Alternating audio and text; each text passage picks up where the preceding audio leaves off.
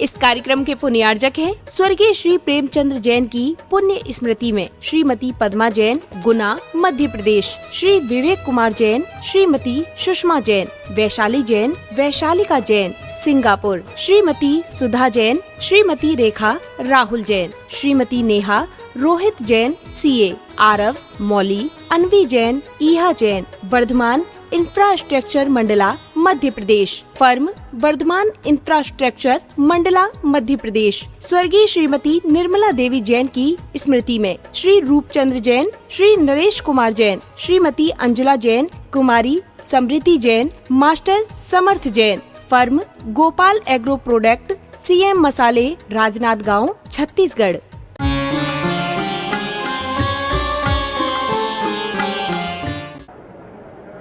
धर्म स्नेही भवात्माओं, वो कहते हैं कि भगवान जब दीक्षित होते हैं तो उनके साथ बहुत सारे लोग भी संयम धारण कर लेते हैं। तो यहाँ के लोगों ने भी भगवान का अनुकरण किया और अपनी शक्ति अनुसार इन लोगों ने बहुत सारे लोगों ने भाव बना लिए, विषम हो गया। ये बहुत दुर्लभ है अपने जीवन में ब्रह्मचर्य आदि का पालन करना। शास्त्रों में तो ये कहा गया है, अपनी संतान चाहे बच्चा हो चाहे बच्ची हो, जब तक उसका अध्ययन काल चलता है गुरुओं से ऐसे ही ब्रह्मचर्य लेकर के उसका अध्ययन कराना चाहिए, क्योंकि यह ब्रह्मचर्य आश्रम कहलाता है, घर में रह करके। और जिन बच्चे बच्चियों के ऐसे संस्कार होते हैं, एक दिन वह अवश्य वह पूर्ण रूप से व्रतों को अंगीकार करते हैं, अणुव्रतों को अंगीकार करते हैं, महाव्रतों को अंगीकार करते हैं। भले वो गृहस्थ बन जाए, लेकिन उनके अंदर इस प्रकार के संस्कार जागृत रहते हैं। इसलिए उनके जीवन की रक्षा के लिए सब संयम धारण करना चाहिए। कहते हैं एक बार जीवन में वैराग्य जागृत हो जाए तो आपका पूजा करना सार्थक हो जाएगा, आपका तप करना सार्थक हो जाएगा, आपके व्रत करना सार्थक हो जाएगा, आपका दान देना सार्थक हो जाएगा, क्योंकि यह वैराग्य इस मनुष्य पर्याय में ही मिलता है और कहीं नहीं। पूजा पाठ तो देव लोग खूब करते हैं, यहाँ तक कि ये आष्टानिक पर्व चल रहे हैं और इन आष्टानिक पर्वों में देव आठों याम निरंतर वहाँ नंदीश्वर में जाकर के प्रचुर मात्रा में द्रव्य को चढ़ाते हैं और भक्ति पूजा जैसी देव लोग करते हैं वैसे मनुष्य तो कर ही नहीं सकते। लेकिन जो मनुष्य कर लेते हैं वो देव नहीं कर पाते, क्योंकि इस पर्याय के साथ ही यह संयम मिलता है। पहले लोग ज़्यादा संयम को धारण नहीं करते थे, करते भी थे तो वृद्ध लोग करते थे, कोई एकाध ऐसा आ जाए। लेकिन जब से हमारे गुरुदेव ने संयम धारण किया और युवा और युवतियाँ तैयार हो गई और कितनी हुई, उनको देख करके अन्यत्र भी इस प्रकार की सब जगह संयम को लेने की होड़ लग गई कि हाँ, ऐसे संयम को धारण कर सकते। बहुत सारे लोगों की भी भावना है गुरुदेव हमारे बीच में नहीं है, लेकिन गुरुदेव ऐसे अपने शिष्य तैयार करके गए हैं आगे जाकर के। अभी 16 तारीख को पूज्य बड़े महाराज को उस पद पर आरूढ़ होना है और जिनकी भावनाएं बाकी रह गई है उन सब की भावनाएं पूर्ण। और हम लोग भी हमारे लिए जो भी यथायोग्यकारी होंगे, आपके जो समाज के रह गए हैं, आचार्य का आशीर्वाद हो जाएगा। हम लोग भी तैयार रहेंगे, सबकी भावनाएं पूर्ण होंगी, इसमें किसी प्रकार का विकल्प नहीं करना। यद्यपि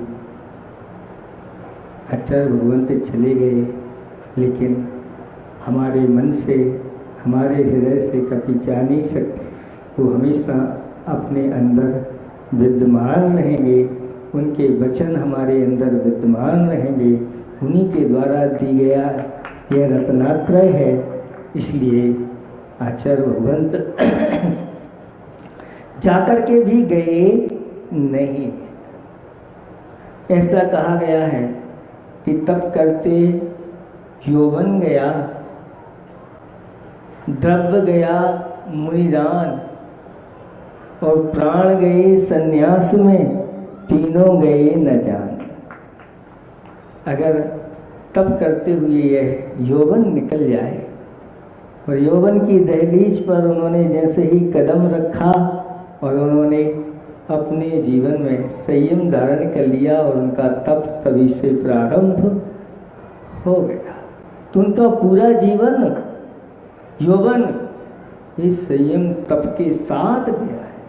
तप करते हुए यौवन गया, प्राण गए सन्यास में, और सन्यास के साथ संयम के साथ ही प्राण चले गए, तो तीनों गए न जान।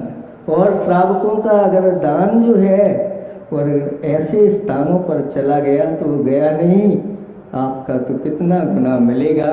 ऐसे ही संयमी लोग होते हैं और आपके लिए बहुत कुछ दे करके चले जाते हैं, लेकिन वह जाते नहीं, हमेशा हमेशा हम सबके हृदय में विराजमान रहते हैं। इतिहास के पन्नों में वह विराजमान रहते हैं, और जो अपने द्वारा रचनाएं जिन्होंने की हैं, उनके वचन जो हैं वो हमेशा हमेशा ऐसे उनके शिष्यों के द्वारा ही आपको मिलते रहेंगे। आचार्य जी ने एक हाइकू लिखा था कि 9 मास उल्टा लटका, अब तप कष्ट कर क्यों। हे बात्माओ, आपके अंदर भी वह शक्ति विद्यमान है। घबराओ नहीं कि हम कैसे सामायिक कर पाएंगे, कैसे इस प्रकार से हम भूख प्यास सहन कर पाएंगे। तो उन्होंने उदाहरण दिया कि 9 माह है, जब गर्भ में रहे तो उल्टे लटके रहे, फिर भी आप इसी प्रकार से आपने ये नहीं कहा कि मैं यहाँ 9 माह नहीं रह सकता। तो 9 माह उल्टे लटक करके तपस्या करके आए हो, अभी जन्म नहीं हुआ है, जन्म के पहले ही इस प्रकार की क्रियाएं की हैं, तो आपके अंदर वह शक्ति विद्यमान है। उस दृश्य को याद करो कि फिर हम बाहर आकर के इस प्रकार के तप क्यों नहीं करते। अब कष्ट कर क्यों मान रहे हो, ये कष्ट नहीं कहते हैं, ये तप तो इष्ट की प्राप्ति करा देते हैं। बिना कष्ट के इष्ट की प्राप्ति नहीं होती। हमने संसार में अनेक प्रकार के कष्ट उठाए, नरकों में सागरों पर्यंत अनंतों बार कष्ट उठाए हैं। ऐसे कष्टों को झेल करके बाहर आ गए। त्रेंच गति में भी अनेक प्रकार के कष्ट उठाए, मनुष्यों में भी कष्ट उठाए। एक बार इस मनुष्य जीवन में संयम धारण करके कष्ट उठा लो, फिर बार बार ये कष्ट उठाने की जरूरत नहीं। लेकिन डरते रहते हैं लोग, क्या होगा, कैसे होगा। और अगर अब मनुष्य पर्याय में डरते रहोगे तो फिर कहाँ मिलेगा ये संयम, आपको ढूंढे मिलने वाला नहीं। इस संयम को कोई भी धारण कर सकता है, उच्च कुल वाला हो, गरीब अमीर से मतलब नहीं होता। बड़े बड़े राजा महाराजा लोग, अमीर लोग होते हैं, वो तो संयम धारण करते ही हैं, लेकिन गरीब भी गुरु की कृपा से वह भी शिष्य संयम को धारण कर लेता है। और वहीं पर अमीर और गरीब दोनों मुनिराज बैठे हैं, अब उनमें कोई अंतर अमीर अमीर का नहीं होता। कोई अंतर इसलिए अच्छे से रेखाई को लिखा था, किसी वेग में पढ़े हों या अपढ़ सब एक हैं। पढ़े लिखे भी बैठे हैं और अपढ़ भी बैठे हुए हैं, और दोनों ध्यान में बैठे हैं, तो कौन पढ़ा लिखा है और कौन अपढ़ है? कहते हैं सब एक है। एक कथा आती है नंदी मित्र की। वह गरीब घर में उत्पन्न हो गया, बड़ा लड़का था, कुछ कमा करके लाता नहीं था, बुद्धि अच्छी चलती नहीं थी, तो खाने को भी उसको अच्छा नहीं मिलता था। जब कभी कुछ कमाई करके लाता था तो उसको कुछ अच्छा खाने को दे देते थे, लेकिन खाने में भी वो माहिर था। जितना भोजन पूरे परिवार के लोग करते थे उतना वह अकेला ही कर जाता था। तब एक दिन परेशान होकर के माता पिता ने उसको अपने घर से निकाल दिया कि खाना खाना है, कुछ कमाना तो है नहीं, निकल जाएगा। और निकल गया और वह जा रहा था दूसरे ग्राम में और देखा कि एक लकड़हारा लकड़ी काटने के लिए जा रहा था। तो यह पूछता है, भाई मुझे कुछ काम मिलेगा क्या?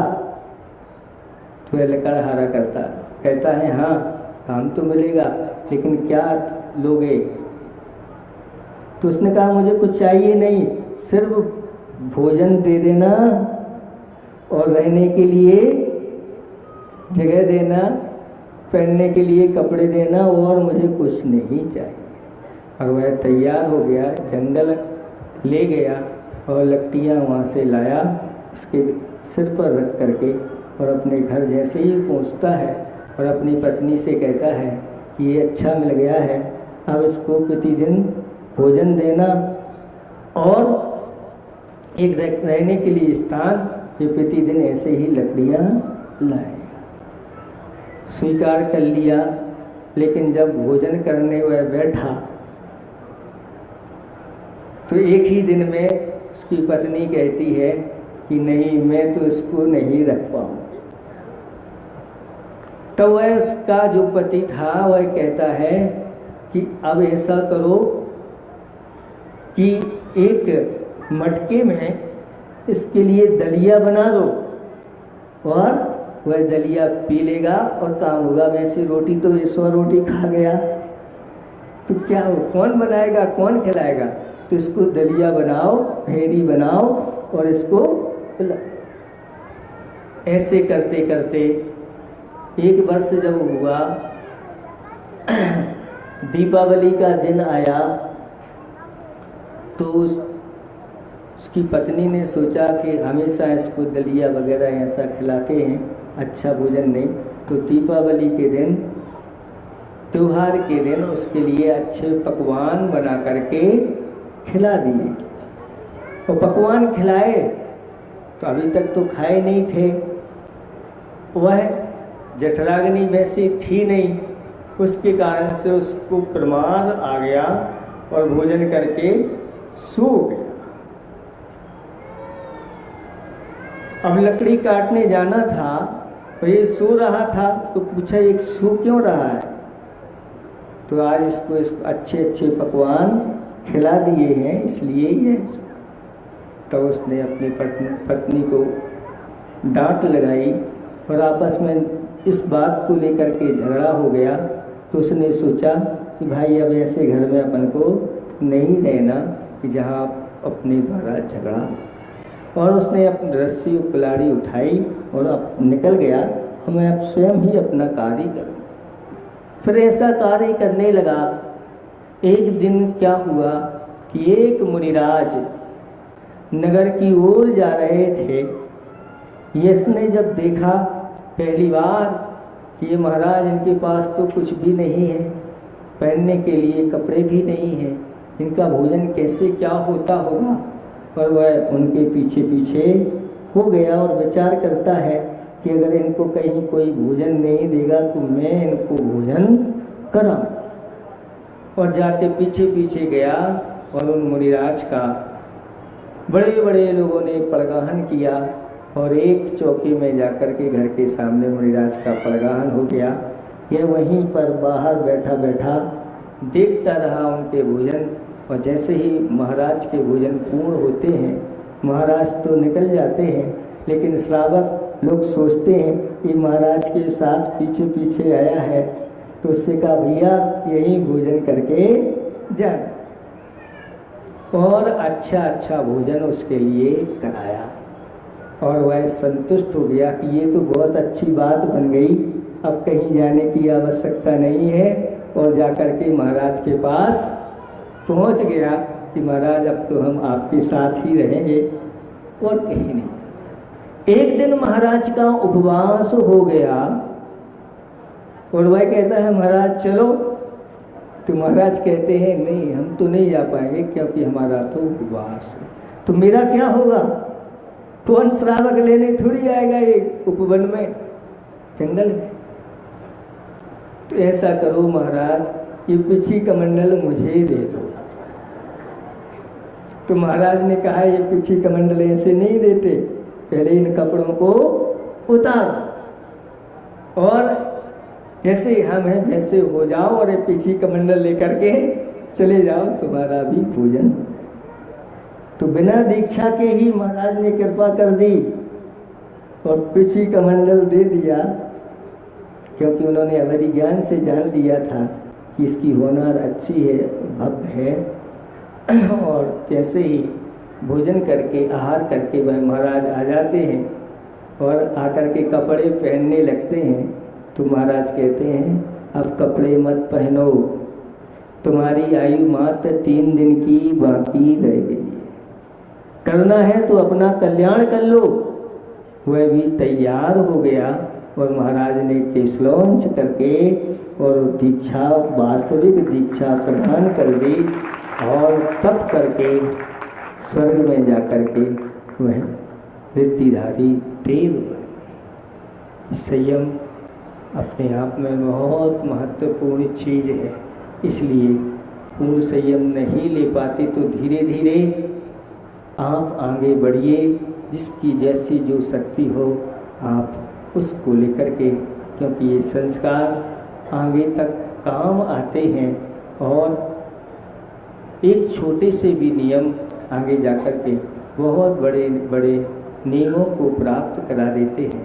आप लोग ऐसी गर्मी में तप रहे हैं, तपस्या कर रहे हैं, अब ज़्यादा हमारा भी सुनाने का भाव ज़्यादा नहीं है, इतना ही हम पर्याप्त समझते हैं। एक दिन आपको भी ऐसे संयम की प्राप्ति हो और अपने इस मनुष्य जीवन को सार्थक करो।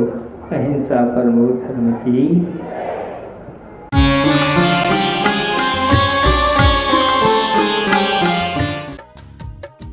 इस कार्यक्रम के पुण्यार्जक थे स्वर्गीय श्री प्रेमचंद्र जैन की पुण्य स्मृति में श्रीमती पद्मा जैन, गुना, मध्य प्रदेश, श्री विवेक कुमार जैन, श्रीमती सुषमा जैन, वैशाली जैन, वैशालिका जैन, सिंगापुर, श्रीमती सुधा जैन, श्रीमती रेखा, राहुल जैन, श्रीमती नेहा, रोहित जैन, सीए, आरव, मौली, अनवी जैन, ईहा Jain, Varthaman infrastructure Mandla, Madhya Pradesh, firm Varthaman infrastructure Mandla, Madhya Pradesh. स्वर्गीय श्रीमती निर्मला देवी जैन की स्मृति में श्री रूपचंद्र जैन, श्री नरेश कुमार जैन, श्रीमती अंजुला जैन, कुमारी समृद्धि Jain, master Samarth Jain, firm Gopal agro product, CM Masale, Rajnandgaon, Chhattisgarh.